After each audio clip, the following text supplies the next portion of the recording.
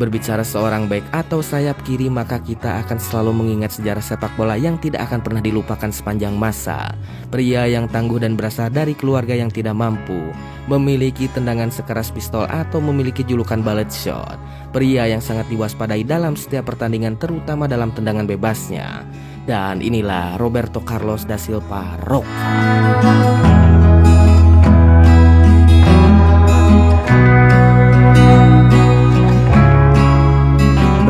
Sao Paulo, Garcia pada 10 April tahun 1973, Roberto Carlos dilahirkan oleh seorang wanita atau ibu bernama Vera Lucia dan seorang ayah bernama Oscar da Silva. Kehidupan Roberto Carlos kecil sangatlah mengkhawatirkan karena pada dasarnya kedua orang tuanya adalah pasangan yang serba kekurangan secara finansial. Bahkan tempat tinggal dari Roberto Carlos berada pada lingkungan yang sangatlah kumuh. Orang tua Carlos hanya bekerja sebagai buruh tani di sebuah pertanian kebun kopi. Ini menjadi sebuah alasan mengapa Roberto kecil hidup dalam kekurangan secara ekonomi, karena bayaran dari kedua orang tuanya sebagai buruh tani kopi hanya cukup untuk makan saja. Namun layaknya anak kecil pada umumnya, Roberto belum memahami situasi dan kondisi finansial keluarganya. Roberto kecil diketahui sudah mencintai sepak bola. Di kala waktu senggang setelah membantu orang tuanya, Roberto selalu bermain bola bersama anak-anak pada umumnya. Kecintaannya terhadap sepak bola bukanlah tanpa alasan. Roberto merasa lebih tenang dan merasa bahagia ketika melakukan sepak bola, bahkan tanpa alas kaki sekalipun. Namun memang karena ekonomi yang sangatlah sulit, Roberto juga sering sekali membantu orang tuanya dalam mencari uang. Diketahui juga bahwa ketika Roberto berusia 12 tahun, dirinya pernah bekerja di sebuah pabrik tekstil demi menambah pendapatan keluarganya. Meskipun demikian, Roberto tetap melakukannya dengan sungguh-sungguh. Setiap dirinya sudah selesai, Roberto pulang dan beristirahat. Kemudian Roberto kembali ke lapangan atau jalanan yang sering Roberto dan teman-temannya bermain sepak bola.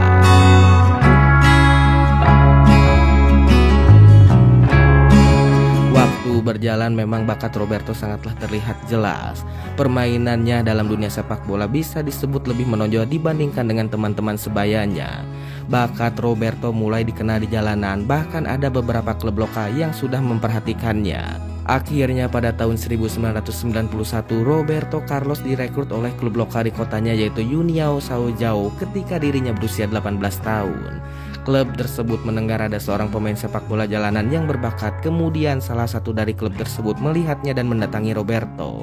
Inilah awal Roberto bermain bola secara resmi dalam sebuah klub. Dalam klub tersebut bakatnya sangatlah menonjol layaknya ketika Carlos bermain sepak bola di jalanan.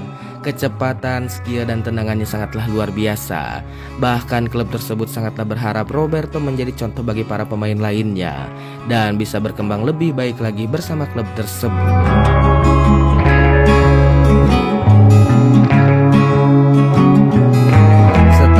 Berselang pada tahun 1992, Roberto mengembangkan bakatnya ke klub baru, yaitu Atlético Mineiro. Roberto bermain sangatlah baik hingga Roberto memakai seragam Palmeiras. Sebuah hal yang sangatlah luar biasa di tahun tersebut, Roberto juga dapat masuk ke timnas Brazil. Sebuah prestasi yang sangatlah luar biasa dalam kurun waktu 2 tahun saja.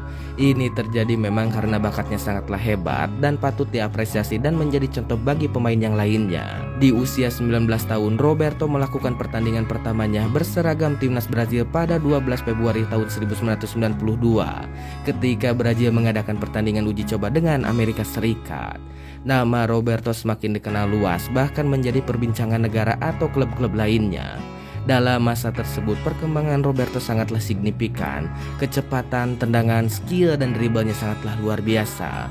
Bahkan di masa tersebut, Roberto juga sudah dipercaya klub atau timnas sebagai eksekutor tendangan bola mati.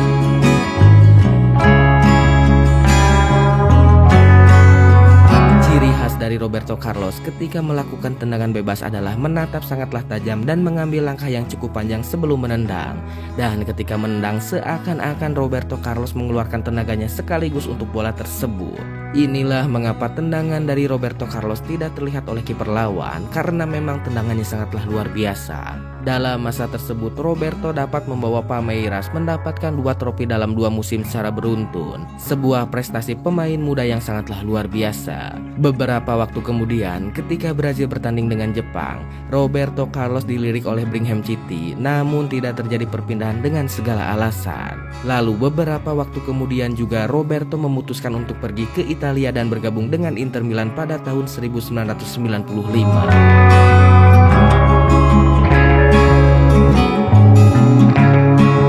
Ketika Roberto resmi dan masuk atau bergabung dengan Inter Milan pada tahun tersebut, Roberto diboyong dengan harga yang sangatlah luar biasa untuk usia muda, yaitu 3,5 juta euro atau sekitar 59 miliar rupiah.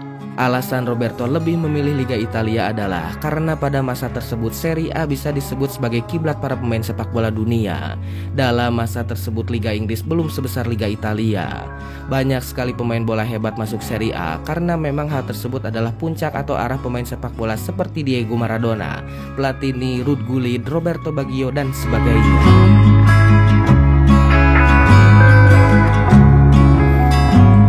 Maka atas hal tersebut tidak heran mengapa Roberto lebih memilih Liga Italia.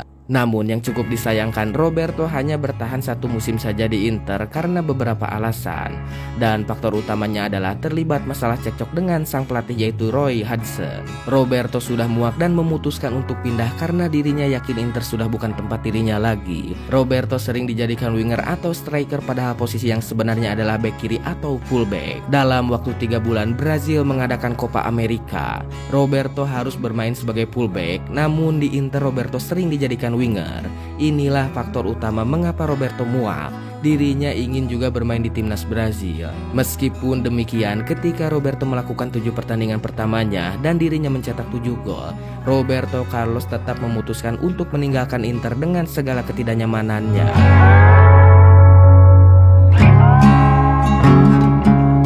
Pada Juli 1996, akhirnya Roberto resmi masuk ke tim Real Madrid dengan harga transfer sebesar 6 juta euro. Real Madrid bisa disebut sebagai masa prima atau masa kejayaan Roberto Carlos. Di Real Madrid bisa disebut sebagai masa prima dari Roberto Carlos. Pria berkepala pelontos tersebut memiliki skill dribble passing yang sangatlah luar biasa. Bisa disebut Roberto juga adalah pemain paket komplit.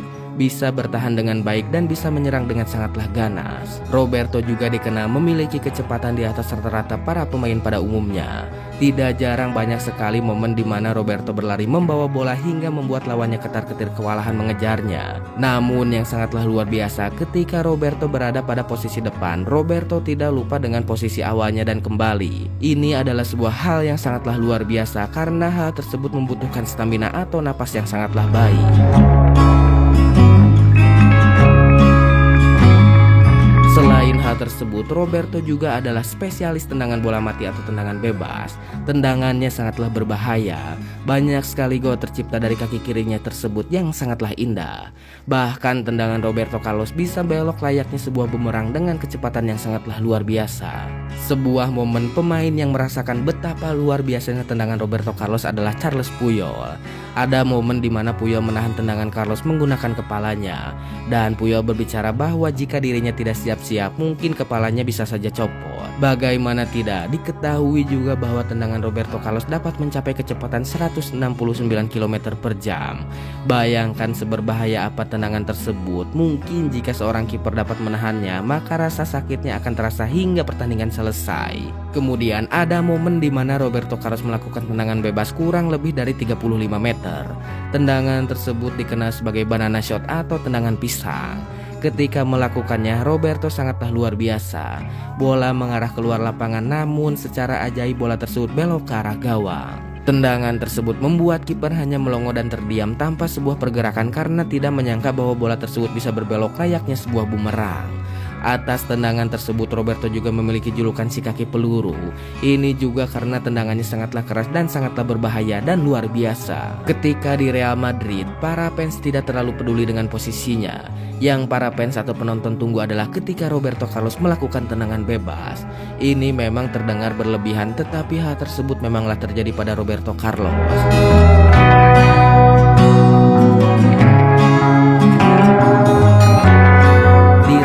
Madrid juga, Roberto Carlos banyak menyumbangkan gol dan assist dan membawa Real Madrid terus-menerus naik peringkat. Disinilah faktor utamanya mengapa Roberto Carlos sangat senang bermain di Real Madrid, karena sang pelatih menempatkan Roberto Carlos pada semestinya berbeda dengan ketika di Inter. Roberto membuktikan ucapannya dan permintaannya kepada pelatih bahwa posisi terbaiknya adalah sebagai fullback. Yang sangat luar biasa dari Roberto Carlos juga adalah mau seberapa jauh, mau seberapa dekat, bahkan penalti sekalipun, Roberto tetap melakukan tendangan dengan sekuat tenaga. Inilah mengapa alasan Roberto ditakuti kiper atau benteng pertahanan tim lawan. Roberto adalah pemain yang tidak kenal ampun soal eksekutor bola mati. Di masa kejayaannya, Roberto disetarakan dengan para legenda sepak bola lainnya seperti David Beckham, Zinedine Zidane, Luis Figo, dan Ronaldo Luis Nazario. Luar biasa.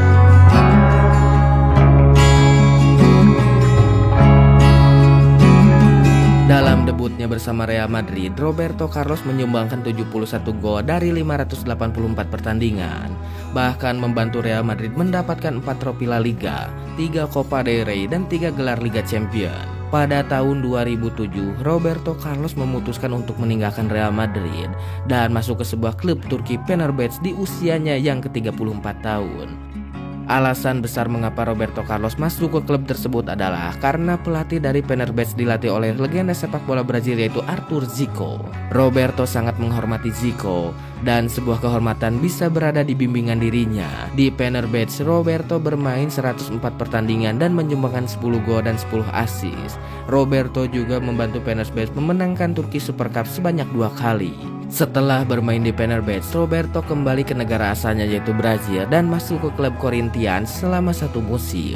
Kemudian Roberto Carlos membela klub di Rusia yaitu Anji Machakala. Setelah bermain di Rusia, akhirnya Roberto Carlos memutuskan untuk pensiun di usia 43 tahun pada 2016.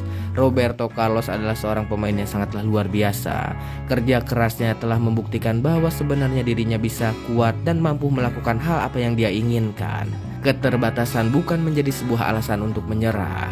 Jika Roberto Carlos menyerah, maka sejarah ini tidak akan tercipta dari Roberto. Salah satu pemain yang sangat sulit sekali dicari penggantinya hingga sekarang. Kegigihan, ketekunan, dan kerja keras tidak akan pernah mengkhianati hasil. Terima kasih.